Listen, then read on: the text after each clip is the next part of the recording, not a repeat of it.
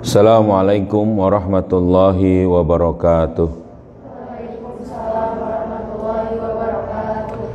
Alhamdulillah, nahmaduhu wa nasta'inuhu wa nastaghfiruh wa na'udzu billahi min syururi anfusina wa min sayyiati a'malina. May yahdihillahu fala mudilla lahu wa may yudlilhu fala hadiyalah. Asyhadu an la ilaha illallah wahdahu la syarikalah wa asyhadu anna Muhammadan abduhu wa rasuluhu la nabiyya ba'da. Allahumma salli ala sayyidina Muhammad wa ala ali sayyidina Muhammad. Rabbi israh li sadri wa yassir li amri wahlul 'uqdatam min lisani yafqahu qawli. Subhanaka la ilma lana illa ma 'allamtana innaka antal alimul hakim. Amma ba'du. Alhamdulillah, segala puji hanya bagi Allah. Salawat serta salam semoga selalu tercurah kepada junjungan kita Nabi Muhammad sallallahu alaihi wasallam serta keluarganya, sahabatnya dan juga para pengikutnya yang setia dengan ajarannya hingga akhir zaman.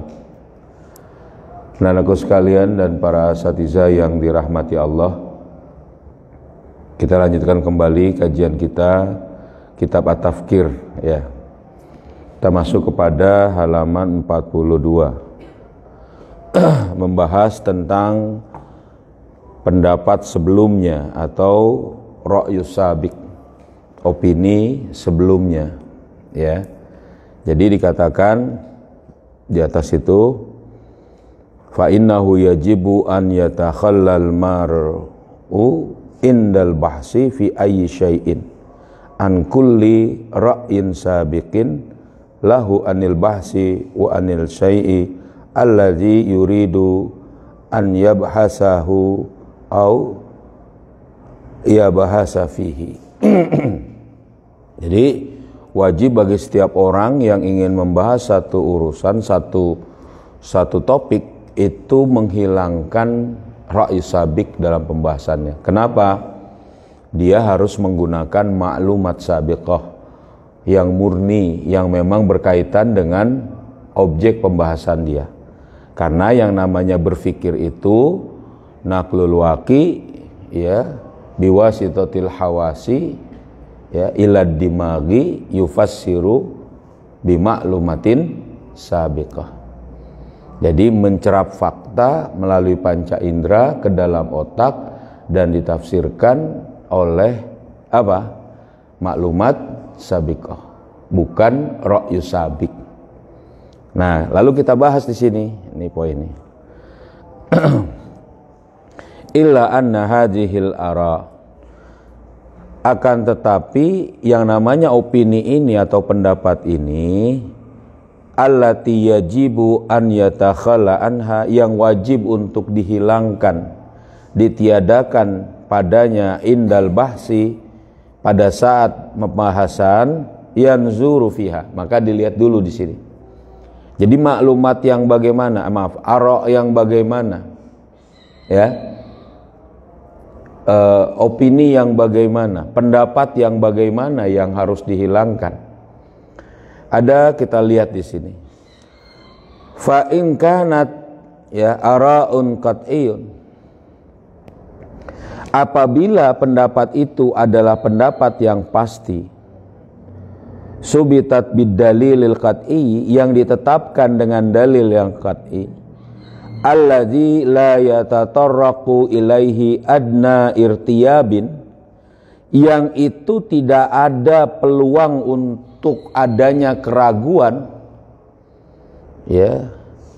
Jadi kalau pendapat itu adalah dalil, diambil dari dalil yang qat'i, yang tidak ada keraguan, fa innahu la yasihu an yatakhala anhu wala bihalin minal ahwal.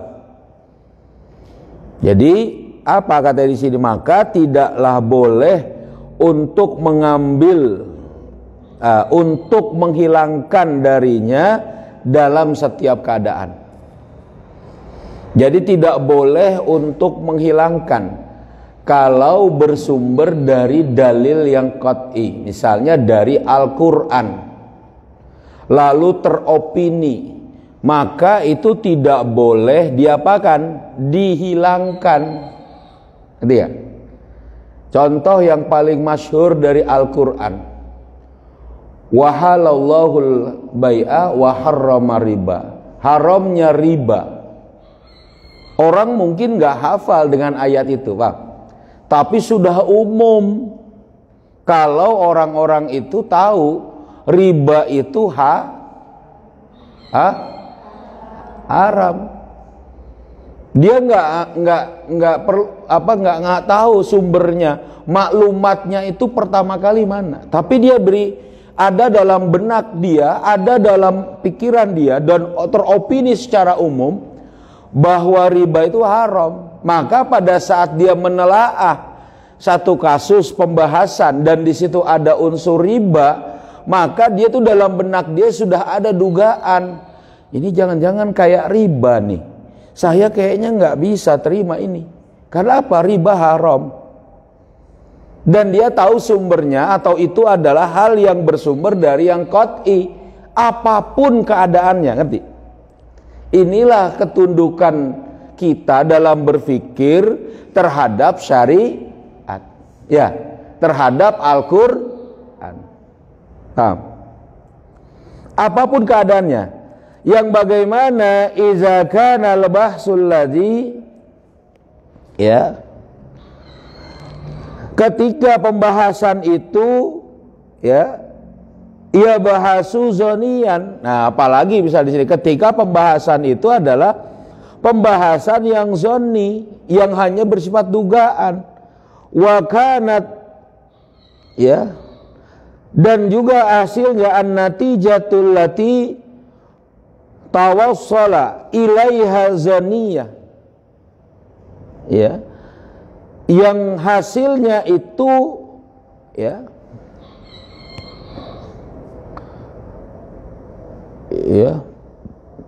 mencapai titik juga dugaan, ya, yang hasilnya pun yang ingin dihasilkan adalah apa? Mencapai satu yang bersifat dugaan. Jadi kalau pembahasannya sudah seperti itu, hasilnya juga adalah zani, pembahasannya zani, maka dengan sumber yang qat'i, dengan ara sabik yang qat'i, maka yang dimenangkan atau yang diambil adalah ara sabik yang qat'i. Jadi ini penggunaannya. Jadi memang ada pengecualiannya, memang kadang gitu. Satu urusan itu ada kecualinya, biasanya gitu. Jadi kalau berpikir gak boleh pakai ara sabik kecuali, nah itu dia. Karena manusia ini tidak bisa bebas nilai. Ya, begitu juga dikatakan di sini. Kenapa? Li'annahu yata'aradu. Ya. Li'annahu ta'arada al-qat'iyyu wa zaniyyu ya'khuzul qat'i wa yaraddu az-zaniyyu. Ya. Dikarenakan, nah di sini katakan, ketika bertentangan yang qat'i dan zanni, maka yang qat'i diambil, yang zanni ditolak. Jadi kalau kalian tuh ada informasi yang qat'i, maka ini yang dimenangkan, yang zanni ditolak. Paham? Yang dugaan saja ditolak. Iya kan? Jadi ada satu ucapan yang kadang jadi lucu, walaupun ini ya mungkin hanya bunga percakapan gitu ya. Ada dia datang kepada kawannya, tek tek tek tek, ketemu. Dia langsung ngomong, wah saya kira kamu nggak datang. Kalau kamu nggak datang saya gini-gini. Padahal bahasanya itu adalah dia nggak datang. Padahal yang qat'i, yang pasti, saya ini sudah di hadapan kamu. Gitu kira-kira, paham? Lah ngapain lagi dibahas kalau? Itu sering itu. Saya kira kamu nggak ada. Terus ya kalau kamu nggak ada ya saya nggak ke rumah kamu. Terus ya karena nggak ke rumah kamu saya nggak kembalikan uang kamu. Terus ya hutangnya belum bayar. Terus padahal saat itu sudah ketemu dan harus bayar hutang misalnya. Paham? Itu pembahasan kayak gitu tuh ya, walaupun kadang ada pembicaraan gitu. Bagi anak-anak nongkrong, bagi anak itu kadang itu jadi dibahas. Tapi kita nggak perlu. Ya mungkin sesekali boleh untuk kemudian pergaulan atau misalnya mencairkan suasana. Tapi bagi seseorang yang ngerti dengan urusan berpikir, dia akan jelas di situ. Oh, datang, iya. Mohon maaf, saya baru bisa datang sekarang. Mungkin begitu dia harus berkata, ya kan? Ini baru saya bayar sekarang. Mohon maaf ini tertunda. Misal begitu kan? Nggak perlu lagi pakai reason, nggak perlu lagi pakai alasan. Saya kira kamu nggak ada di rumah. Padahal kira-kira toh. Lihat. Ya. Yang hanya layak kemudian adanya perkiraan, pun perkiraan itu boleh kalau juga bersumber dari tadi hal yang qat'i. Saya kira kalau kamu murtad, kamu akan masuk neraka. Itu betul tuh. Paham gak? Loh, kamu kok kayaknya memastikan? Loh, sumbernya dari Quran. Ya, paham gak? Innal ladzina kafaru min ahlil kitab wal musyrikina fi nari jahannam. Kalau dia nggak beriman, nggak orang muslim, di neraka jahanam. Kamu kayak Tuhan aja memastikan, kayak yang punya neraka aja. Bukan, sumber dari Quran mengatakan apa? Fi nari jahannam. Bagi siapa? Orang kafir. Makanya kita nggak perlu tuh teman-temanan sama orang kafir gitu ya. Ya biasa-biasa saja. Ya kalaupun pernah kenal, pernah ada interaksi, ya biasa saja juga, enggak apa-apa juga. Dalam artian misalnya ada hubungan bisnis. Tapi kalau sampai loyal, setia, wah ini enggak beres. Paham? Berdasarkan dugaan. Ini yang dimaksud bahwa apabila ada yang qat'i dan ada yang zanni dalam satu pembahasan atau opini yang ada pada satu pembahasan berpikir kita, maka yang diambil yang qat'i. Ngerti? Ya. Lidzalika, dengan demikian la budda an yatahakkamal qat'i bizanni. Dengan demikian haruslah menghukumi dengan yang qat'i daripada yang zanni, mengambil yang qat'i daripada yang zanni. Ini yang pertama, kalau dari ara sabik yang kita harus bahas apabila mau diambil. Yang kedua, amma idza kana al-bahsu qat'iyan wa natijatul lati yatawassalu ilaiha zaniyatan.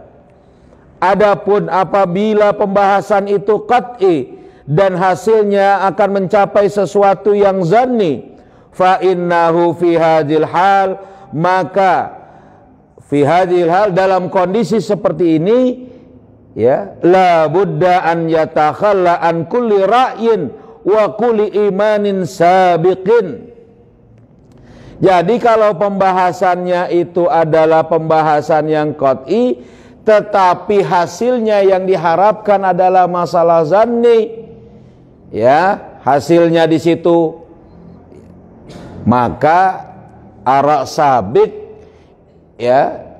pendapat sebelumnya, opini sebelumnya harus dihilangkan dalam setiap keadaan, apapun itu. Kalau dalam urusan ini, kita contohkan, lanjutin dulu,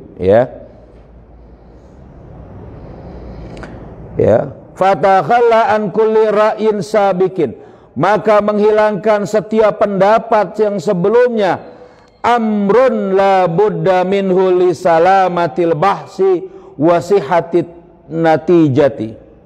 Ini adalah satu perkara yang benar,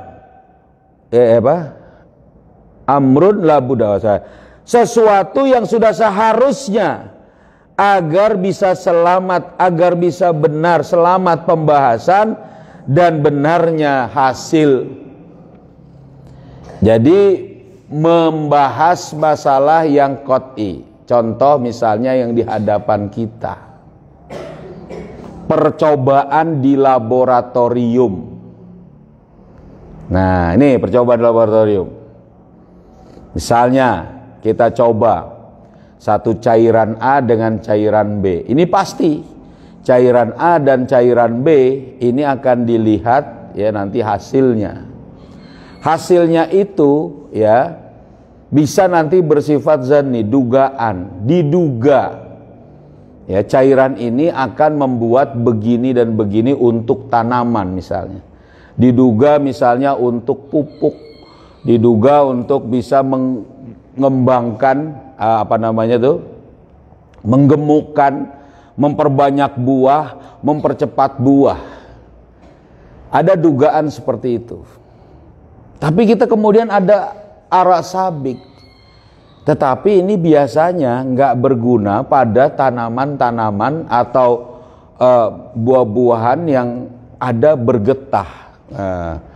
Gitu ya. Ada lagi berkambium yang berwarna putih, biasanya getah. Nah, ini harus pada yang berkambium bening. Ini dugaan-dugaan. Hilangkan dulu, paham ya? Coba dulu ini cairan ini dicampur, krek, lalu diuji cobakan kepada yang tanaman. Dilihat hasilnya satu persatu, oh ternyata benar. Dengan komposisi cairan ini, ya dengan kondisi suhu sekian, dengan kemudian banyak hal, maka pada saat itu ada apa? Hasil yang didapati.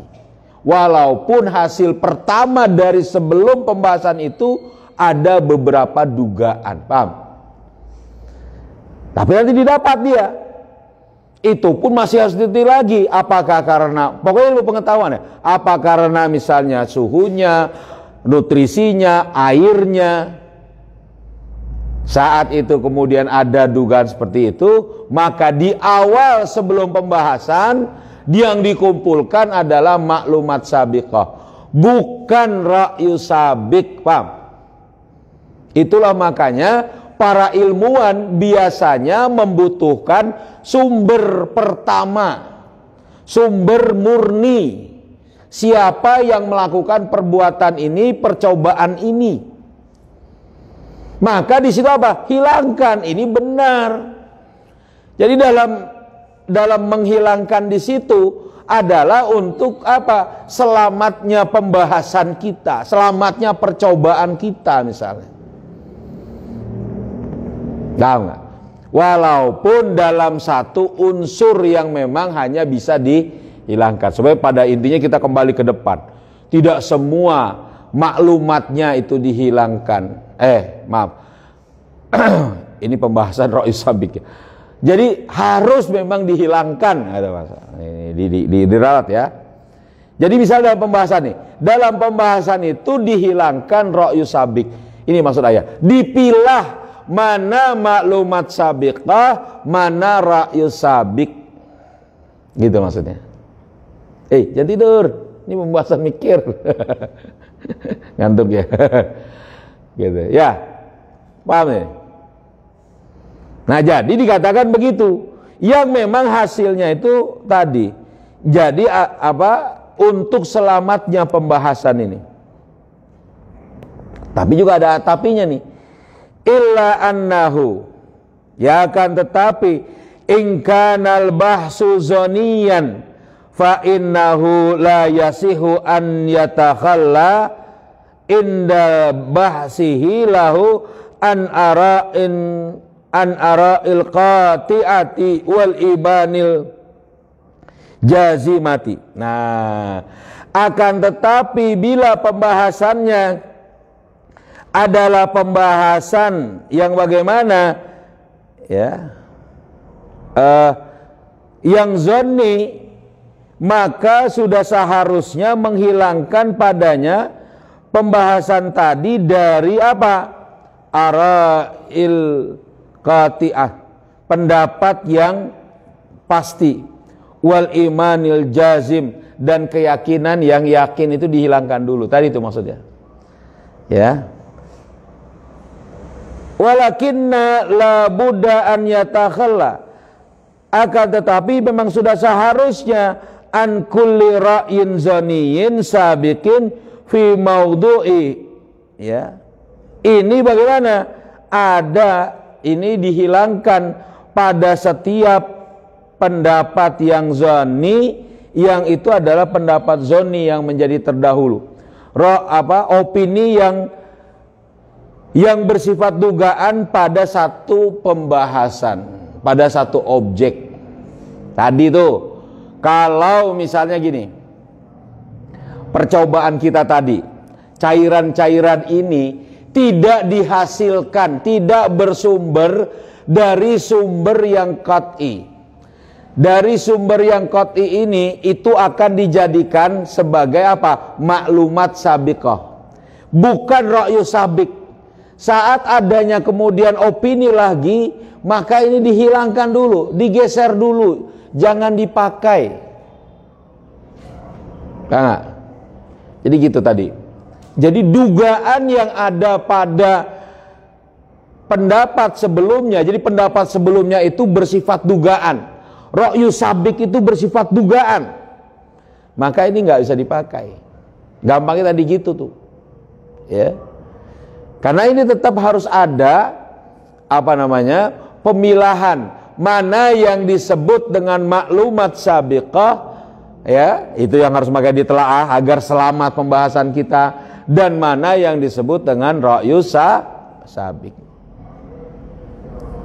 Nah, wahaza, nah disinilah la farqa fihi baina tariqatil ilmiyah, tidak ada bedanya antara metode ilmiah wa tariqatul tariqatul aqliyah wa tariqatul ilmiyah, antara metode akliyah dan metode ilmiah. Jadi yang diambil hanyalah maklumat sabiqah, ya, bukan ra'yu sabik. Paham? Itu intinya seperti situ. Nah, makanya dikatakan di sini wa afatul abhasi, yang menjadi penyakit dalam pembahasan innama adalah hiya fi tadakhulil ara'i, saat masuknya satu opini atau pendapat sabiqah, pendapat sebelumnya fil bahsi, itu dia. Jadi harusnya itu hanya maklumat. Makanya itu yang kata metode Quran, idza ja'akum fasikum binaba'in fatabayyanu. Apa itu? Harus tabayun kalau ada datang dari orang fasik. Ini kok kadang kita ini termakan hoax, ya, hoax ya. Termakan hoax, itu pun dari sumber yang nggak jelas. Misalnya dari akun sosial media yang nggak jelas siapa akunnya, misalnya namanya aja udah nggak jelas lah, ya kan? Oposisi merah, siapa oposisi merah itu, orang itu kan nggak jelas. Dia mengatakan ABC. Loh, yang ABC-nya nggak jelas juga kok. Kita langsung ngerti, ngelihat, oh ini kayak gini, langsung disebarkan lagi. Wah, ini nggak beres. Berarti mengambil sumber yang tidak jelas kemudian dijadikan opini. Lalu orang-orang yang kemudian berikutnya mengambil, oh iya sebenarnya ABC semua ngomong, padahal harusnya mungkin misalnya gini tuh, EFGH, misalnya begitu. Paham nggak? Ngerti nggak nih maksud ayat nih? Ya, sesuatu yang menjadi opini padahal enggak. Halo, perhatikan sini. Ya, iya. Nah, jadi penyakit dalam berpikir, penyakit dalam pembahasan satu urusan itu adalah opini, dugaan sebelumnya, ya, bukan maklumat. Nah, kalau maklumat itu harus ada. Makanya jangan suka duga-duga, ngira-ngira tadi yang nggak jelas, umumnya, katanya, wah katanya ini, walah, kila wakila, selesai sudah urusan, nggak beres pembahasan itu. Kalau begitu ya, ngerti Makanya sumber yang paling kuat bagi orang-orang mukmin itu Al-Quran dan hadis mutawatir. Pasti di situ, kuat di situ. Tapi dalam menafsirannya kan juga belum tentu bisa, kuat juga. Sebab apa? Ada metodologinya, ada ketentuannya, gitu. Dan itu ya sudah dari